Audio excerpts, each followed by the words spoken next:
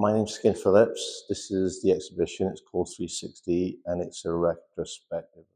Tell me a bit about the themes and subjects that went into the selection process. Well, most of it was created by the Glynn Viv. So it's in different sections. There's an early section, which is like pretty much the 80s. There's another section, which is my work with Trans World, all colour, black and white prints and negatives on the walls, sequences. There's a part of stuff that I commissioned, and then there's like more of like a bigger area of more of my classic photos that I've done. How did you first become interested in skate photography? When I was a kid, we used to go around all the Gelf beaches with my dad, and sort of took an interest in surfing, but I couldn't do it. And then when '70s came along, skateboarding became big, especially well all over Britain. '76, '77.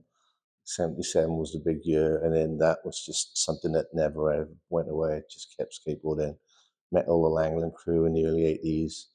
Moved over to America in the '90s. Got a job in the magazine, and it just kind of like went on and on and on and on. Yeah. What is your creative process? The creative process was always an editorial process. All the photos here were actually in the magazine, so the approach was to get the trick as best you could, get it in the magazine. The whole process was to have a photo in the magazine. Everything was shot pretty much for that, but in between, there was non-stop photography as well. So there's lots of other stuff in the archive as well as skateboarding stuff. There's lots of kind of behind the scenes end of roll, but most of it is skateboarding, trying to get it in printed basically. How did you first become involved in Transworld Skateboarding magazine? Got a job there in '93. I was asked to do an interview in the summer of '93. That worked out well. I went out there in January '94. One editor was kind of leaving. He was just in between jobs, so he left. I became an editor, an assistant editor, and then I became a senior photographer as well. So I got 2 jobs in the space of like a couple of months. So it's kind of a win-win. So I was there from '94 till 2015, no, like 20 years maybe. What was it like working with skateboarding professionals across the world? Are there any highlights that will stick with you? Yeah, I think at the time when you do it, you don't realize you're doing it. It's just part of what's happening. But looking back, there were lots of significant moments, lots of like street stuff that I shot that was kind of groundbreaking at the time. A lot of vert stuff, especially the Danny Way helicopter jump. Like that's probably like the biggest like massive shift that I saw was probably the Danny Way helicopter jump, as well as that was just like one weekend, but the rest of it was just, you know, a month to month, year to year progression of skateboarding. Could you describe the new commissions in the exhibition? Yeah, so the commissions of this guy here, Sam Pulley.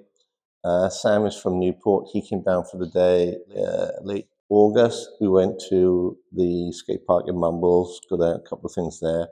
We went to this really kind of, not a strange, but a weird ramp underneath Valley. Sam did a couple of things in there. So basically the commissions are a day with Sam, and then we came back and we had a little cruise and did a couple of things in Castle Gardens with our friends the Seagulls. So how do the new commissions relate to your previous work and ways of working? I think, well, black and white, that's kind of what I'm known for. And basically just going out and being like a bystander and getting the photo done. This process would be the process that I'd use on most all of the photos. You had one place to go, another place to check out. We'd go really not expecting much and just hopefully get the photo. And that's kind of much how most of the photos in this place have worked. They haven't been preconceived. They were just at the moment or in the moment. How would you like people to interact with the work? What would you like them to take away from the experience? Just to go skateboarding, really. If that, you know, look at the photos, get some influence, maybe start trying photography. But the main thing is look at it and, you know, want to go skateboarding, get out there and have a go.